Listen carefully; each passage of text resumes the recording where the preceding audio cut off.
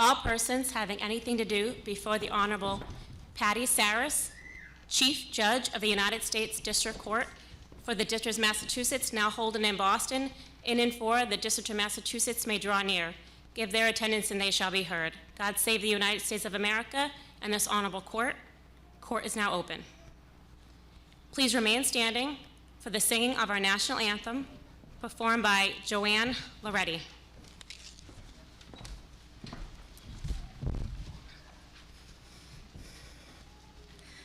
Oh, say, can you see by the dawn's early light what so proudly we hailed at the twilight's last gleaming, whose broad stripes and bright stars through the perilous fight o'er the ramparts we watch were so gallantly streaming, and the rocket's red glare, the bombs bursting in air, gave proof through the night that our flag was still there. Oh, say, does that star-spangled banner yet wave o'er the land of the free and the home of the brave?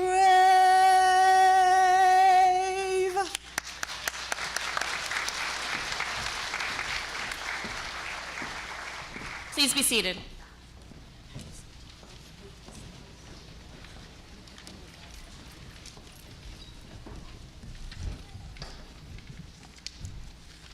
Thank you, Joanne. That was wonderful. Good afternoon, and welcome to the John F. Kennedy Presidential Library and Museum.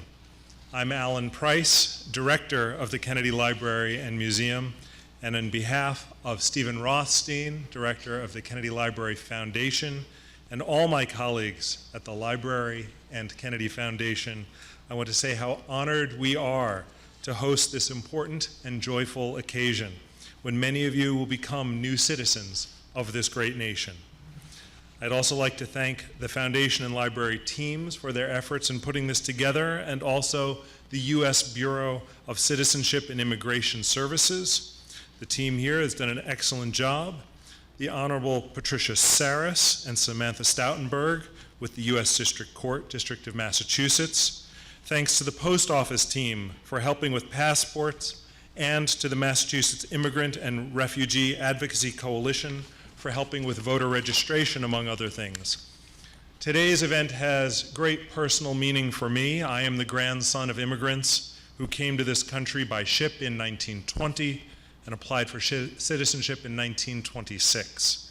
And I don't think they could have imagined that one day their grandson would be director of a presidential library and would be the proud host of a swearing-in ceremony.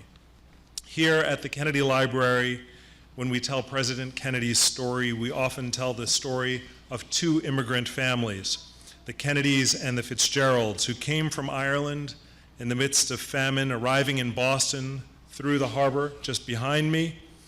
And they worked first as coopers, making the barrels needed to transport goods on sailing ships, and later generations became tavern owners, then mayors, bank presidents, ambassadors, congressmen, and eventually one of their own would become the 35th President of the United States, elected in large measure with the support of others who considered themselves recent immigrants. But President Kennedy never forgot his Irish immigrant roots. He once stated, "Our attitude toward immigration reflects our faith in the American ideal. We have always believed it possible for men and women who start at the bottom to rise as far as their talent and energy allow. Neither race nor creed nor place of birth should affect their chances." President Kennedy could have been speaking about any of you in this room, and I recommend to you at some point to take a look through his book, A Nation of Immigrants. If there is one phrase that captures the essence of President Kennedy's presidency and the meaning of citizenship, it is this phrase from his inaugural address: "And so, my fellow Americans, ask not what your country can do for you, ask what you can do for your country."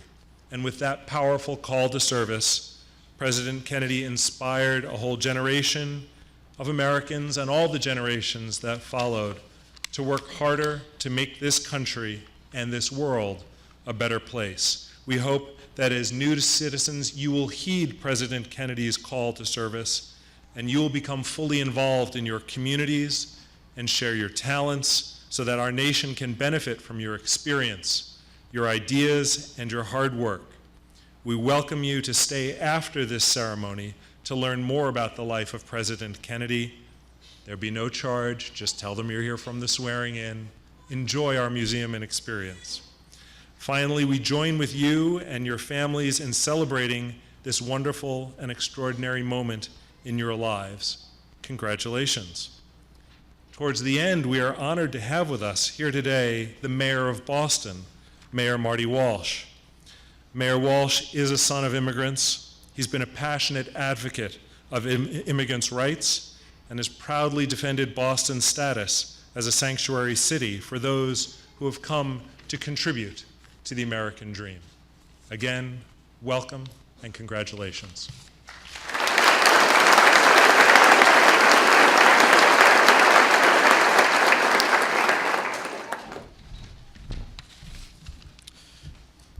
Good afternoon.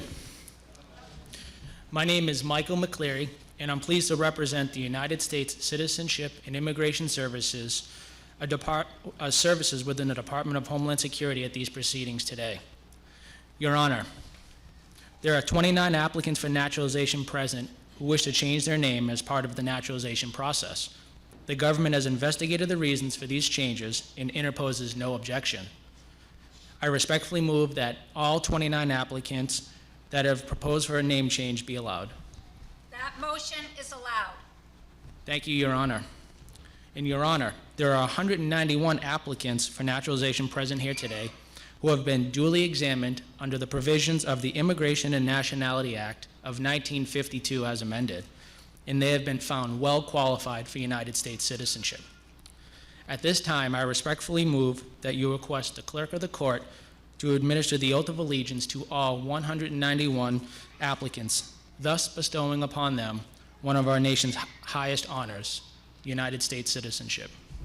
That motion is allowed. Thank you, Your Honor. Shall administer the oath. Thank you. Applicants for citizenship, please stand. Raise your right hand and repeat after me, saying your name after the word I. I hereby declare on oath that I absolutely and entirely renounce and abjure all allegiance and fidelity to any foreign prince or potentate, state or sovereignty, of whom or of which I have heretofore been a subject or citizen, that I will support and defend the Constitution and laws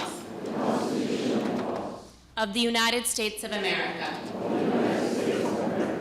against all enemies, foreign and domestic, that I will bear true faith and allegiance to the same,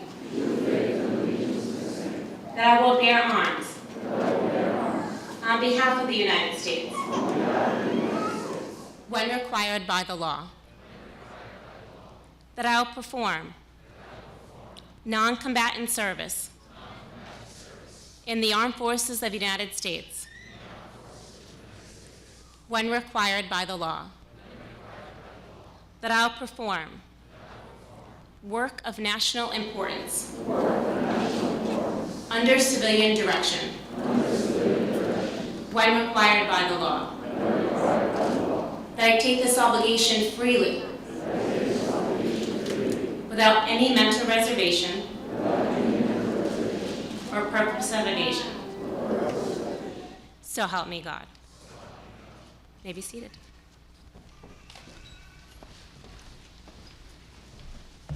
Let me start off on behalf of the United States District Court judges to offer everyone here my congratulations. A round of applause.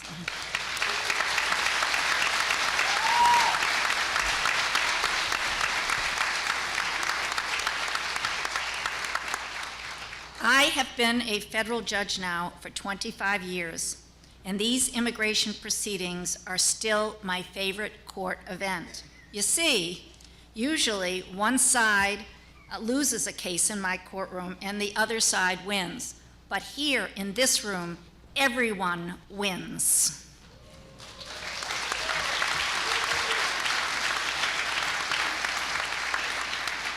You all win because after years of struggle and hard work, you finally achieved your dream, American citizenship, which gives you political, religious, and economic freedom. Our Constitution is great because it gives you all rights that can never be taken away. The right to vote, the right to serve on juries, the right to hold public office, and the right to equal protection of the laws and due process. We in this country also win because our success as a nation depends on the intelligence, drive, and commitment of our new citizens, and we cherish the civil rights of new Americans. It is so fitting that this naturalization ceremony takes place here at the Kennedy Library. I did not have the opportunity to know President Kennedy. I was still a girl when he was killed, but I used to work for his brother, Senator Edward Kennedy, and I know firsthand his passion to reform the immigration system. It was the thing he cared probably the most about. This building serves as a beacon for those who seek freedom and equality. Our country's founding fathers valued immigrants from the very beginning.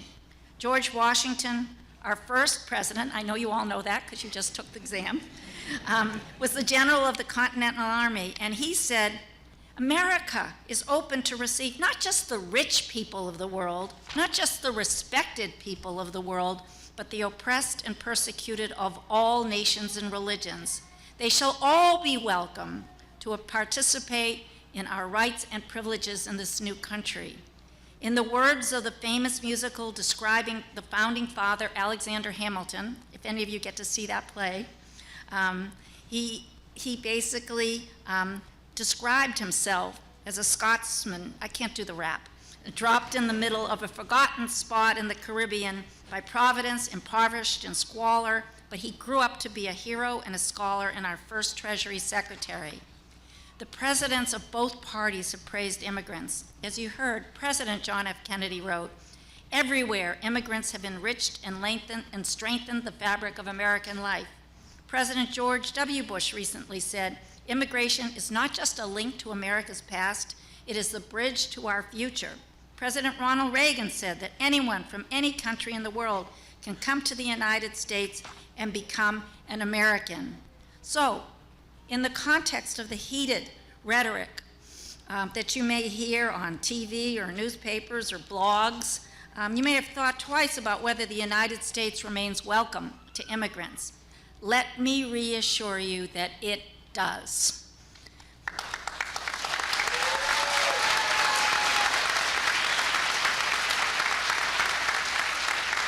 A recent Forbes article said that 40% of Fortune 500 companies were founded by immigrants or their children. That's amazing, 40% of Fortune 500 companies. Immigrants built this country. There are companies, Fortune 500 companies, Pfizer, Goldman Sachs, Google, Intel, eBay, Yahoo. Steve Jobs' father came from Syria. 18% of all small business owners are immigrants. So once again, to go back to that musical, immigrants get the job done.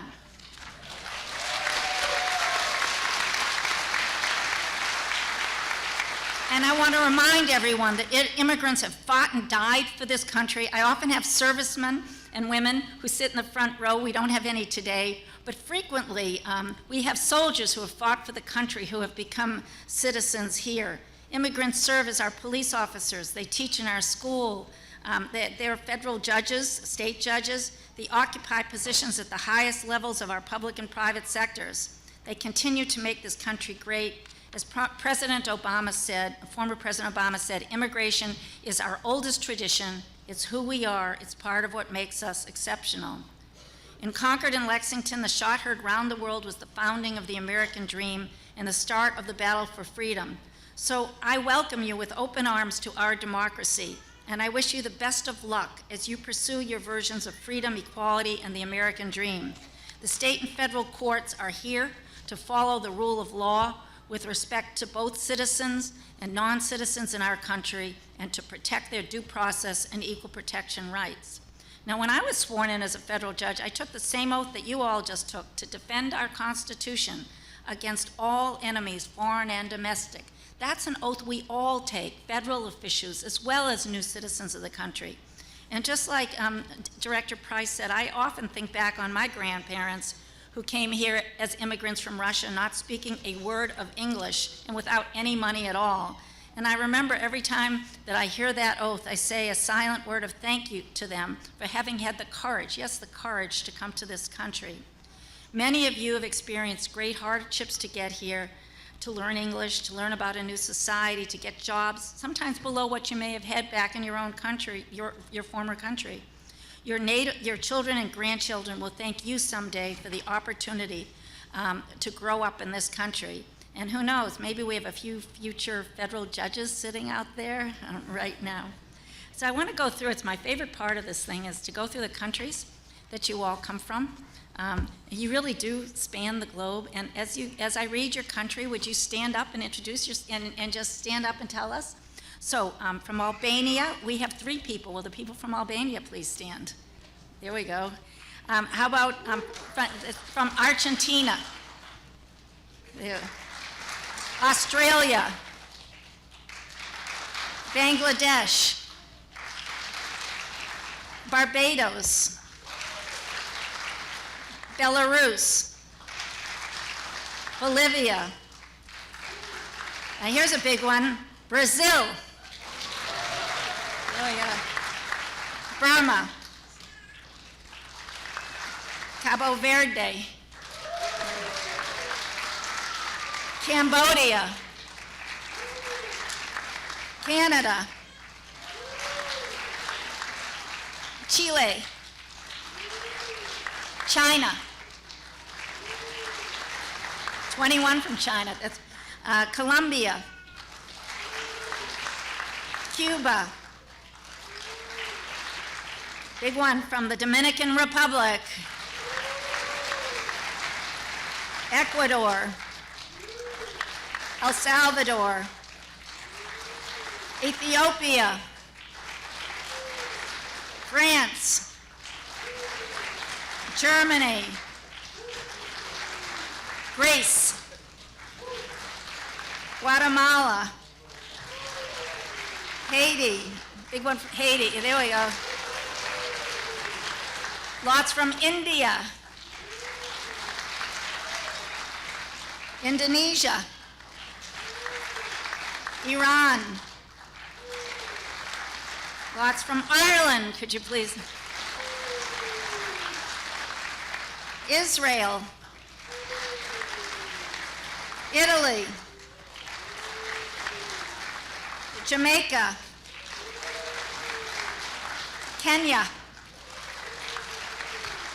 Korea, South Korea. Lebanon. Liberia. Morocco. Nepal. Nigeria. Pakistan. Peru. Portugal, Russia, South Africa, Serbia, Spain, Sudan,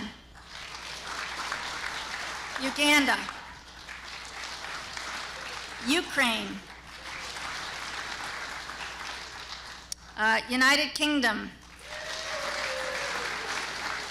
Uruguay, Venezuela, Vietnam. 197 of you, welcome.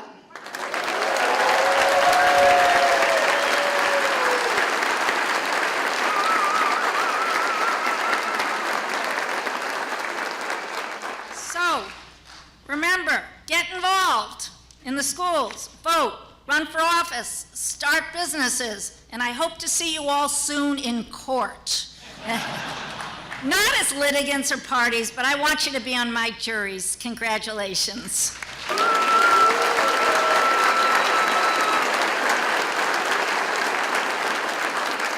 Now I'd like to turn this over to someone who's been wonderful for our city, but also for the courts. He's been very much involved in the courts and the library in the city. He needs no real introduction. Mayor Walsh. Thank you.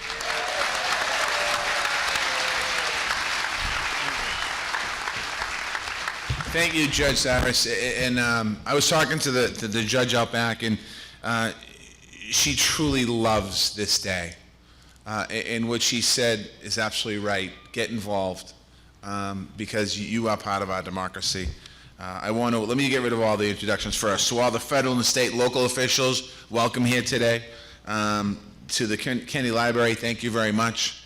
To all of you, I'm watching your faces and I'm seeing a lot of pride, a little nervousness. No reason to be nervous anymore. The testing's over. It's all set. You're sworn in.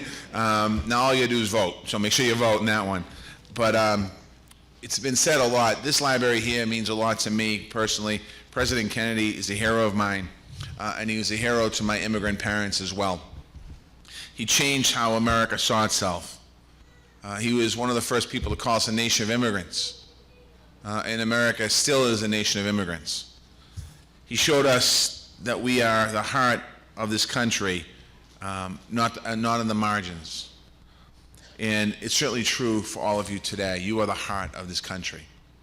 It's something that you need to remember and understand. I want to congratulate each and every one of you today. My mother, I'm going to talk about her in a little bit, but she became a citizen many years after she came here, because she was nervous about taking the test, and she didn't know if she could pass the test. She was nervous because when she in Ireland, she didn't have an education, high school, college, and what we have here today. But she took that test, and she's a proud American, and she never missed voting. My father, until the day he died, never missed voting either. It's something that he felt inside that it was his obligation to make sure he voted. We were proud of our parents being immigrants, just like many of your families here today are proud of you and supporting you. And I can know that they're very excited. This is a journey that you all took together, and that's important as well. Family is key. It's a profound honor for me to be here with you as you complete this journey. I've had the opportunity not to come to every single naturalization ceremony because sometimes I can't make it my schedule, but when I come, I realize I should come to every single one because I feel that I'm at home. This is one of the most important days of your lives, and I know that, and we know that in the city of Boston. I'm also here because citizenship is an event of great significance to the United States of America and to Boston. Our city, the city of Boston, would not exist without immigrants. Our country would not exist without immigrants. Our democracy, our culture, our community, none of it would exist without the desire and drive and the strength of immigrants like you in the countries that you came from. I'm not just talking about history, I'm talking about today. A lot of people don't understand this, but 28% right now, 28% of the people that live in Boston, Massachusetts were born in another country. when you think about that. 28% of our population is immigrants. Nearly 50% of the people that live in our city are first generation like I am, that one or two of their parents came from another country. And then if you go to the next generation, it's probably 80%. So when you think about it, there's really not many of us in Boston that aren't one or two boat rides or plane rides away from being an immigrant ourselves from another country. As mayor, I have to recognize the fact which defines our city. This is also something, as you can imagine, I feel personally. As I mentioned earlier, my parents came to this country from Ireland, from Galway, from Connemara to be more specific. These two young ones here, their mom's from Connemara. In our house, we spoke two languages. Gaelic was the primary language in our house. When people came to visit my mother and father and us, they spoke Gaelic in the house. We learned two cultures in the house. We learned to be an American, and we learned what it meant to be Irish. And we had a chance to learn both of those in our house, which helped us grow, my brother and myself. My father came here in 1956. My mother came here in 1959. My mother came here June 26th, I believe, of 1959. And this year she celebrated her 60th year in the United States of America. And she was very excited about it. She still lives in the house that I was born in. She still lives on Taft Street. The neighborhood that I grew up in was made up of immigrants. When I was a kid, you had the Polish family across the street. You had the Lithuanian family not too far away. We had the Irish family, Italian family. And then the Cape Verdean families came in, and the Vietnamese families came in, and some of the Dominican families. So when you think about the neighborhood that I grew up in that's still there, it's a diverse, it represents not the whole world, but a good part of the world in the same neighborhood I grew up in. My father became a citizen as soon as he could, and my mother became a citizen, as I said, in the early 90s. I'll never forget, there's a picture in my house of my mother the day she became a citizen with the American flag in her hand on the steps of the State House. A few short years later, I went on to become a state representative, and I got sworn in that building as an elected official because my mother and father made the decision to come to this country and settle down. They got married here. They met each other here. They got married and had a family. So I will never forget my immigrant backgrounds. Immigrant backgrounds are full of hope, stress, and pride. It's important for us to remember and reflect on the journey that you took here. Now that you take up the rights and responsibilities of America's citizenship as laid out in the Constitution, as was mentioned, you can serve on juries. You can run for office. I would suggest you don't run for mayor right now. I'd wait a few years. But most importantly, I think it's important that you vote. We have an upcoming election, those of you who live in Boston. We have an upcoming election coming up in September and November for City Council. That election is important because it's the people who govern the city of Boston. Next year we have a presidential election, and we have United States constitutional officers as well as local officials. But we need you to make sure that you go out and vote because your vote matters. Every single vote matters. But it's more than that. You're going to have an opportunity to express your citizenship in many different ways. Becoming more active in your communities, becoming more actively politically, join a civic association to talk about your neighborhood, join a parent-teacher organization to talk about your children's future or the future of other children. You can also be advisors to friends and family. I also encourage you to keep contributing to your cultural identity to American life. 50+ countries represented today. We need to celebrate your culture, celebrate your food, celebrate your music, celebrate your traditions. And that's what the generations of immigrants who came before you did. They did exactly just that. You have a unique gift. Every single person here has a unique gift. America has helped shape your life, but you'll continue to enrich America's identity. You don't just become an American. We all become Americans because of you today.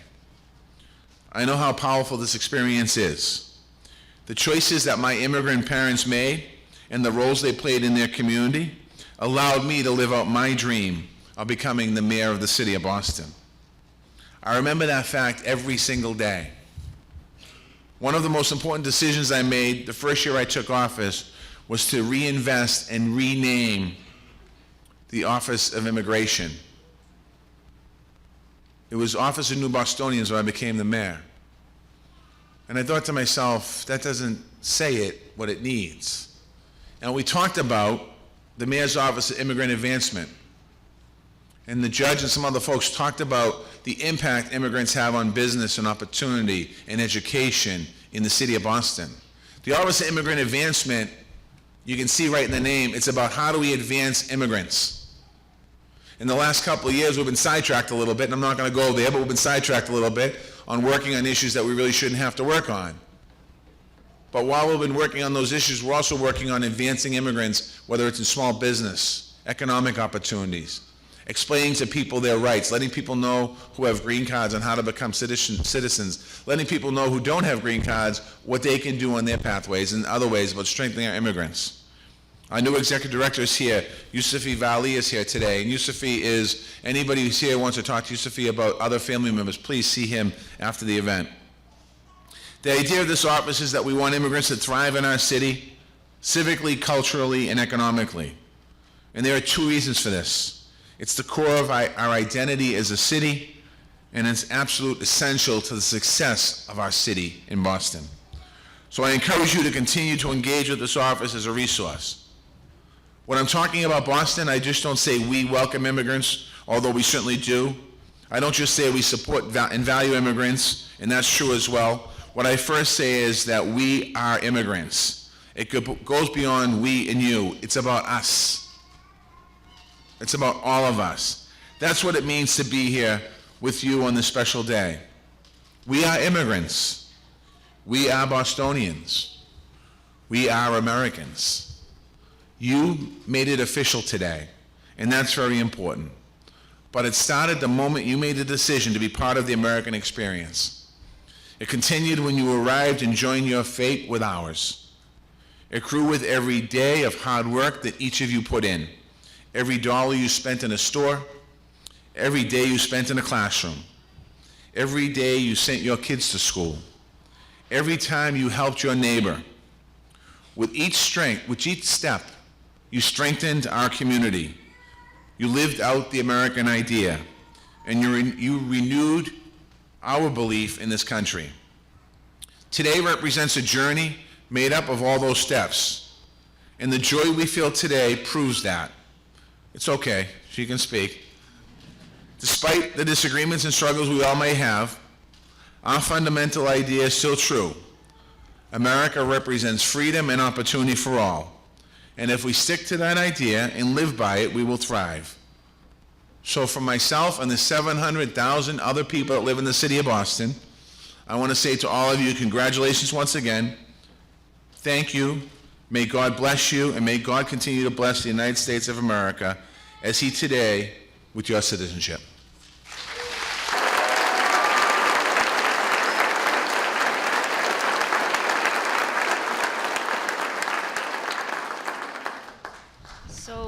Now I have the privilege of introducing two young people whose mom is getting sworn in today. Orla, is that you? I figure you look just like your daughter. So this is Clara and Luke, and they're going to help us all say a Pledge of Allegiance. So could everyone please stand and face the flag. And they're going to be right here. We've got it down here. And why don't we all face the flag up, and everyone wants to see you, not me. Here, go. All right. So let's go. No, face the flag, Luke. There we go. I pledge allegiance to the flag of the United States of America and to the republic for which it stands, one nation, under God, indivisible, with liberty and justice for all.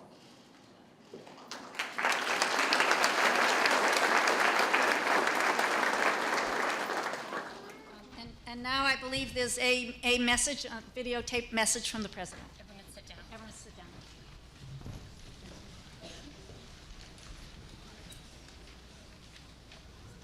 My dear fellow American, It is with great pride that I welcome you into the American family. No matter where you come from or what faith you practice, this country is now your country. Our history is now your history, and our traditions are now your traditions. You enjoy the full rights and the sacred duties that come with American citizenship. Very, very special. There is no higher honor. There is no greater responsibility. You now share the obligation to teach our values to others, to help newcomers assimilate to our way of life, and uplift America by living according to its highest ideals of self-governance and its highest standards. All Americans are your brothers and sisters, and each of us must do our part to keep America safe, strong, and free. America is our home. We have no other. You have pledged allegiance to America, and when you give your love and loyalty to America, she returns her love and loyalty to you. We share one American heart and one American destiny. It is a destiny filled with love, opportunity, and hope. We celebrate this day. We welcome you into our national family. We applaud your devotion to America, and we embrace the wonderful future we will have together. Thank you, God bless you, and God bless America.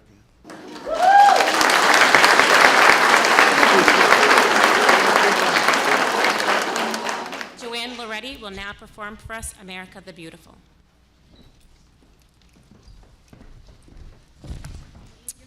Well, I'm not going to perform. You guys are going to help me, okay? So you can relax now, and you're going to help me sing the America the Beautiful, okay? I'll start it off. Oh, beautiful for spacious skies, for amber waves of grain, for purple mountains' majesty above the fruited plain. America, God shed his grace on thee, and crown thy good with brotherhood from sea to shining sea.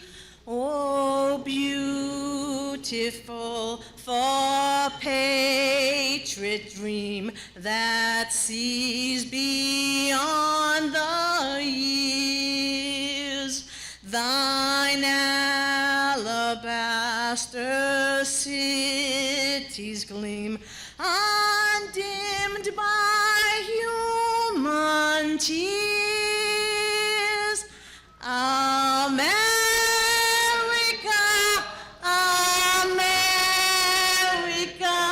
God shed his grace on thee, and crown thy good with brotherhood from sea to shining sea.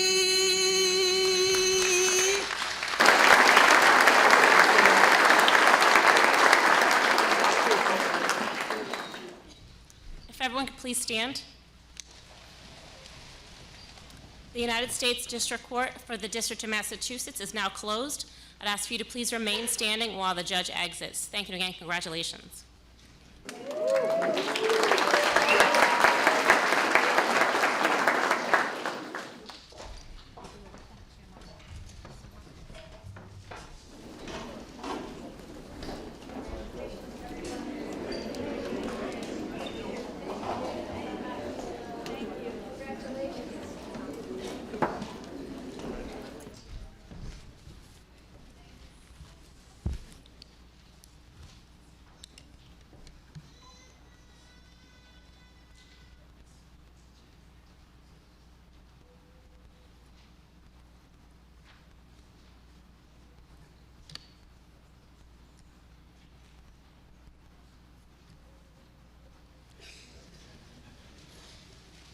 a message from the USCIS Director to new citizens.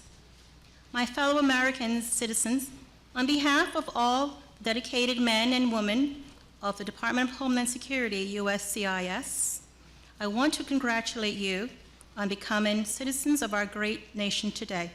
As Americans, we are united not by background, race, or religion, but rather by our common citizenship, which is based on democratic ideals, equal and individual rights, and shared responsibilities. Upon taking the oath of allegiance, you have joined a long legacy of Americans who have contributed to the vibrancy and success of this country. As you are now part of this special legacy, I encourage you to use your talents and skills each day to build a better, stronger, and brighter America. For all here today and for the future generations to come. Along with all the rights you now have comes the responsibilities of citizenship. It is now your duty to make positive contributions to our community and to the nation. The United States welcomes you as a fully vested member of this great nation. May you chart a successful path as our newest citizens. From our Acting Director, Mark Kumis.